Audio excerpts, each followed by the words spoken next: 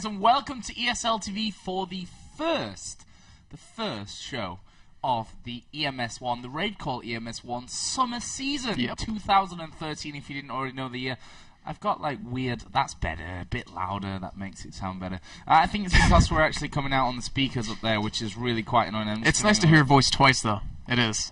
Although I'm saying that, it goes in nice the first time, it comes out even better the second time. Nope, it's just me. It's just me being stupid.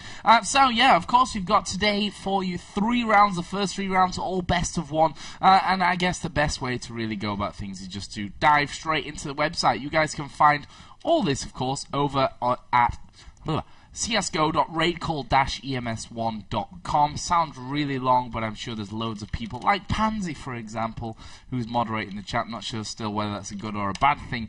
Or Jason can even post that in the chat. He's not quite as good looking, but that's all good as well.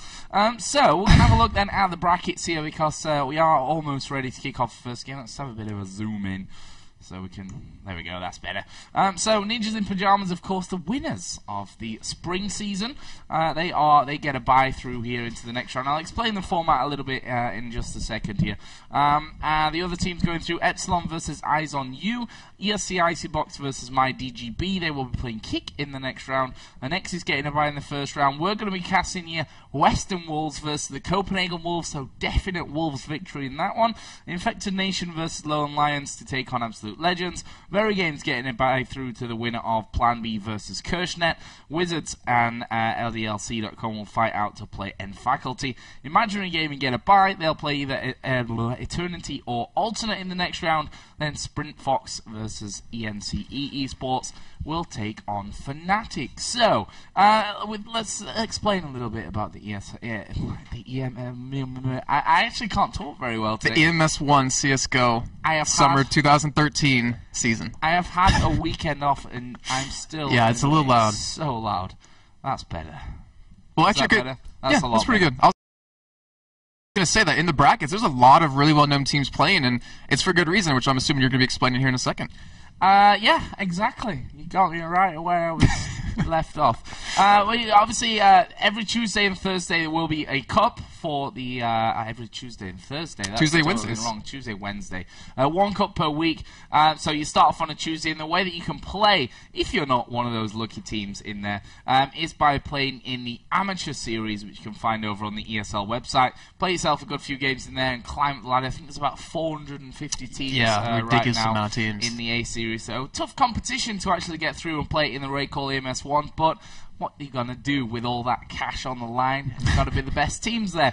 So as Western Wolves versus Copenhagen Wolves, it's going to be so much fun. It's going to be kind of easy, but also hard at the same time for us, because we can always say, you know, Wolves doing well. That'll be true in any case. And also they'll be doing badly at some point as well. But it'll also be confusing to get the right Wolves out there, I'm sure. So apparently my mic is a lot louder than yours. I have no idea why. Let me just shuffle over here. So now we're all right. Now is that any better? Yeah, we'll see if it's maybe better. We'll see about that one. So apparently it's not a lot, but it's noticeable. I'm no technical mastermind, sadly. Someone stole my production box earlier on, which caused me a few problems to get into as well. So that was. That's why his sleeves are pulled up. He wanted to fight someone to get his box back. I did fight someone, and he had a pet lion as well, which made it slightly more difficult. Kicked his face in nonetheless. Wait, was it an adult lion, or was it like a baby lion? I don't remember the name. Is that a kitten? No, I don't know.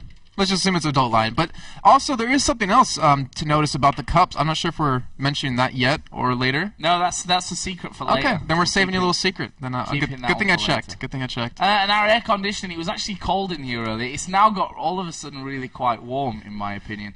Our air conditioning, apparently, this is something Demon, I think, is still watching here, will be interested to know that the whole time during LCS, our air conditioning was in fact broken, and by turning it on, we were actually heating up the room, which is a fact that we've only just learnt today. So yeah, apparently the coolant leaked out, and then the compressor messed up. Basically, overheated, and then it was just blowing the warm air from its, blowing up dance or something through the air. We're just going to get into the game because, quite frankly, I feel like I've not casted in about a month, which is totally not true. But we are going to be getting into our first game, which of course will be Western Wolves versus Copenhagen Wolves. Two Wolves going up against each other, and we should be pretty much ready to start here with the knife round. And we are in Dust 2, by the way, for anyone that was wondering. It looks like, actually, yeah, everyone's in the game. Should be starting relatively soon. Yeah, except they're all playing with troll names. Which I've already told the admin to, you know, fix that one up, but whether they actually do that or not is a different thing altogether. So I'm just going to look down the roster and make sure that and see who exactly is who. And maybe they'll even be kind enough to change their names as we go. Looks like actually the first round is starting? No. No, it's just a knife round. Oh, okay. I was going to say. No one cares about the knife round, do they? That's the thing. But we're going to get in there and just kick my computer. Try not to blow things up here, Jason. We're going to drop into game anyway. Let me just get some volume in there. I can pull up the rosters while you have that up then. There we go. That could be useful for once. So, knife round underway then. Western Wolves versus the Copenhagen Wolves.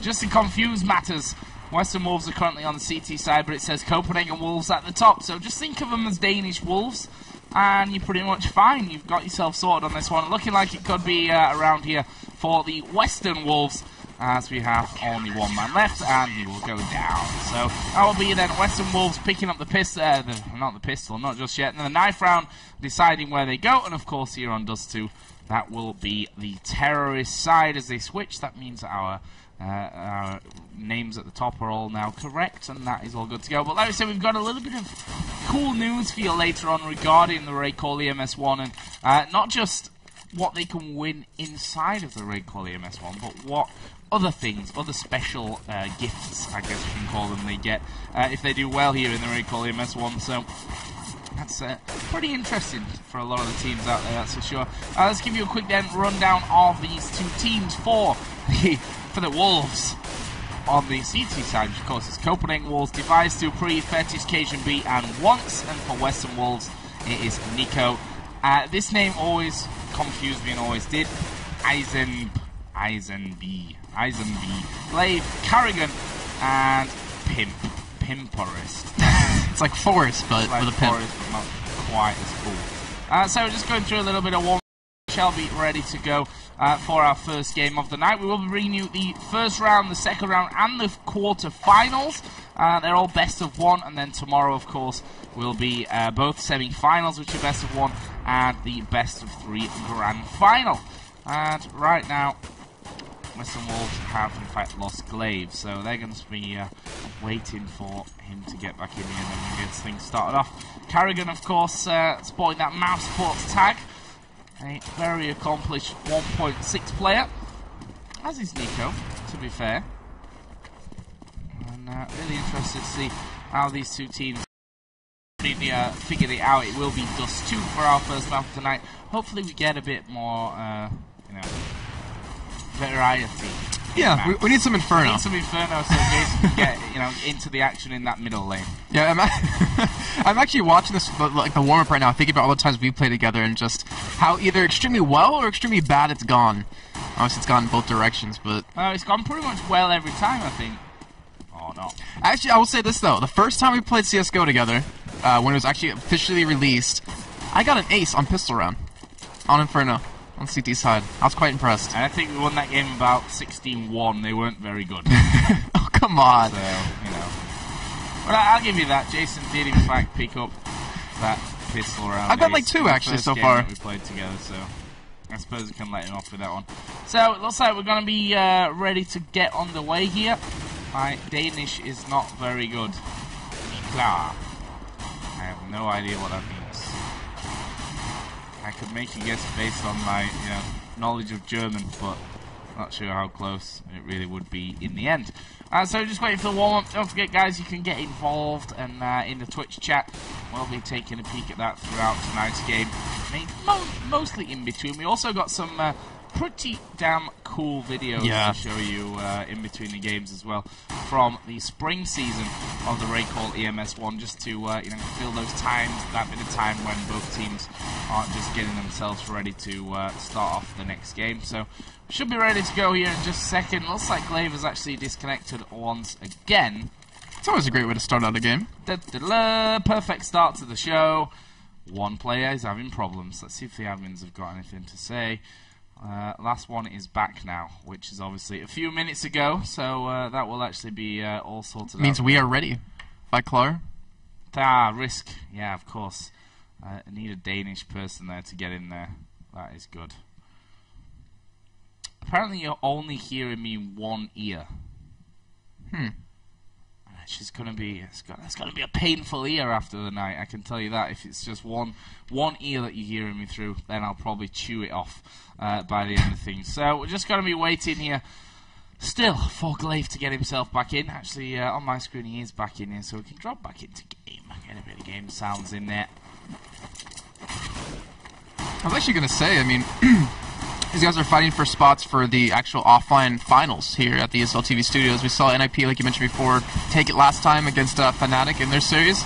And if I remember correctly, actually, I know for a fact, Pansy, who was in the chat, was commentating it, and she probably gave you her views on it. It was a really exciting thing. It was actually had a good amount of viewers, too, if I'm not mistaken. I know it hit at least 5 digits. I don't remember the exact value, but it was quite exciting. Yeah, it's great to see. When the tournament finals are coming around, the community is uniting and watching some good Counter-Strike, which is that's all we want. That's all we need for Counter-Strike Go to become really big. And as you mentioned, it's the same format as last season, with teams earning points as you go through, depending, of course, on where you finish. 100 points for the first position of each cup, plus that prize money as you go through each of the 4 cups as well. So, we're warming up still. Everyone must be really warm by now. Well, we're getting warm in here as the lights are on over time. It has got really hot, right? My hands are cold, but yeah, I'm getting there. I got my shoes off and everything. Oh, man. Oh, gosh. Oh, we are in the game. We're just starting up now, Joe. Thank the Lord. So, here we go. Copenhagen Wolves versus Western Wolves. Our first game of the summer season of the RaidCall EMS 1. And it is the all-Danish lineups going head-to-head.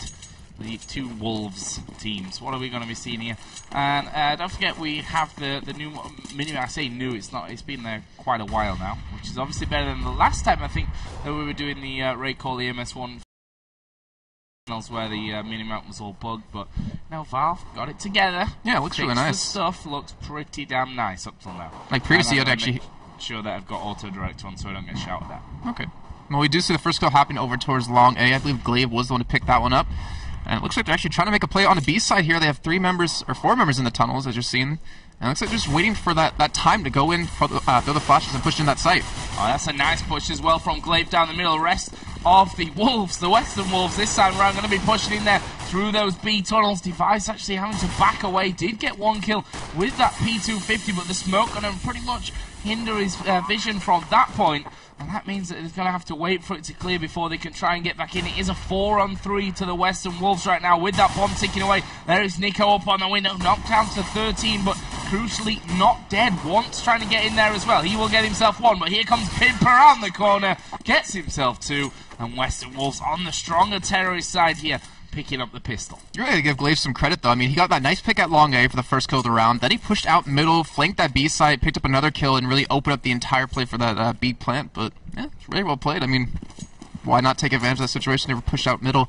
It looks like they will be heading towards A this time, but not really buying up too much. Obviously, you don't really need to. Yeah, nades coming in here, but those SMGs going to be pretty much ripping holes through the Copenhagen Wolves defense here. There's the AK coming out as well from Pimp. Not quite able to land his shot there to that man on long A. Either way, Western Wolves have got themselves down in towards that pit.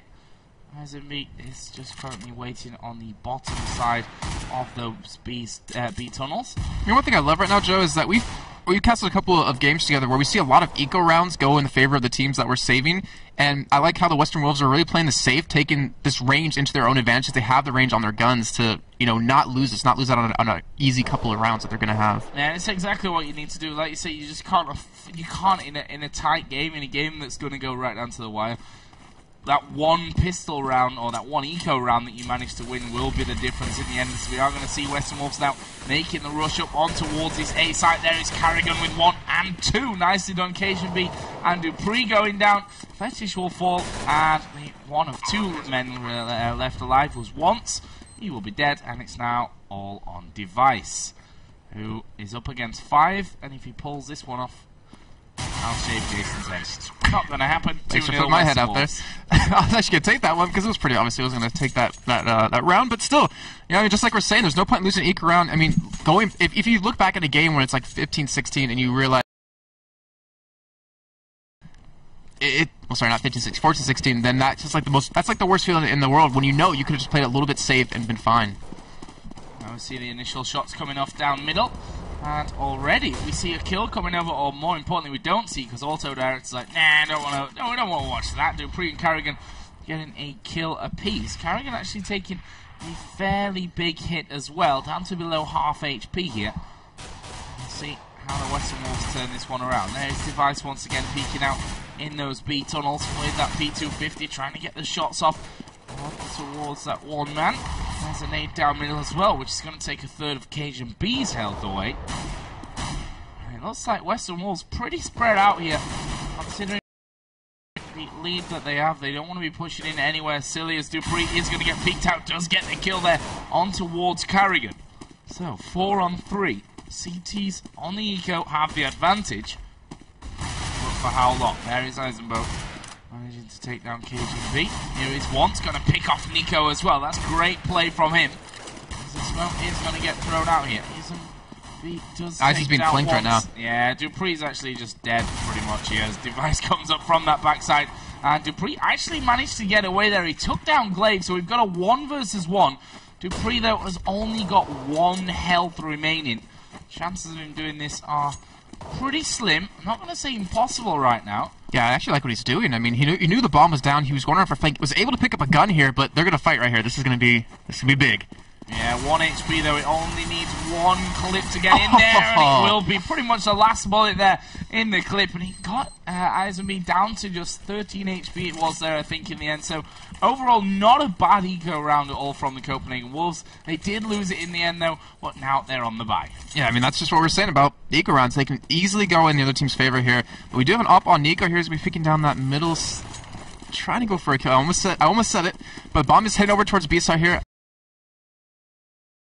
Towards our rushes right now. I mean, they've been playing it safe this entire time, and obviously this is the first gun round for both teams here, so they got to kind of feel out how the other team's playing. We do have Once with that AWP as well. Very big up-and-coming player, this guy. Be interesting to see how he does here, especially with the Copenhagen Wolves already 3-0 behind at the start of this first round game. Looks like we are going to be seeing a B push coming out. Glaive will take out Cajun B. Here is Device. Didn't quite get the kill, and that will leave the bomb site open. Dupree has already rotated around that. Oh, he's going to fail nade the window though.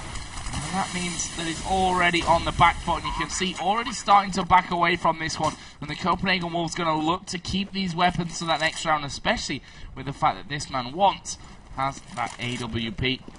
He wants to take it through to the next round. Sorry, I'll get that one out there early. I was trying to think of another one quickly to get back at you with that one, but obviously we know my mind doesn't work that quickly. This guy is your man, Jason. Oh man, I'm sure not really many people understand what that means, though, Joe. So I'll be happy about that. If they know what it means, they'll be having a good chuckle to themselves right now. So that's 4-0 then. Western Wolves perfect start here on the T side. A stronger of the two sides, of course. We'll see how far they can actually go with this one, though, in the grand scheme of things. Let's have a look down the scoreboard. Who's pulling their weight and who's not, maybe, at this point. Fetish currently 0 for 3. Cajun B 0 for 4. On the other side, though, Eisenby 6 for 1. Carrigan 4 for 2. Glaive 3 for 2. Well, keep an eye on that as things develop a little later on. There's an early nade out. Catching Device already for 16 health. It's not a bad little start whatsoever from the Western Wolves. Wonder which wolves are in fact stronger. Like real wolves. Wolves from Copenhagen or wolves from Western?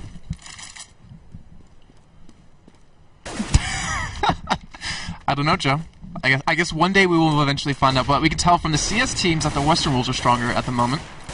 Well, right now, yeah, they're on the T side. Holding the pistol certainly set them up nicely for this one. They also got the first kill of this round as well, which is never a bad thing to have under your belt. It looks like they're going to send 2 men around towards this B site. Already 2 of them there in the tunnels. KSB actually in that CT spawn is going to get hit through the box, but he's going to peek out here and he's going to get a free shot on the back of Carrigan. May even be able to deal some more damage. Not quite, but Western Wolves down to just 3 men. But the bomb, crucially, is in that B bomb site, and it's surely going to get planted here in just a second by Glaive. You can see that via the X-ray that he has just knelt down to get that planted as the flashes start to come over. There's a man at the window, sniped down by Nico, who's then going to peek off towards B tunnels. Can he get that kill off? Yes, he can. Nicely done by Nico. Can he get number 3? No. Once gets the better of him. But AWP going into that B site, not the ideal weapon.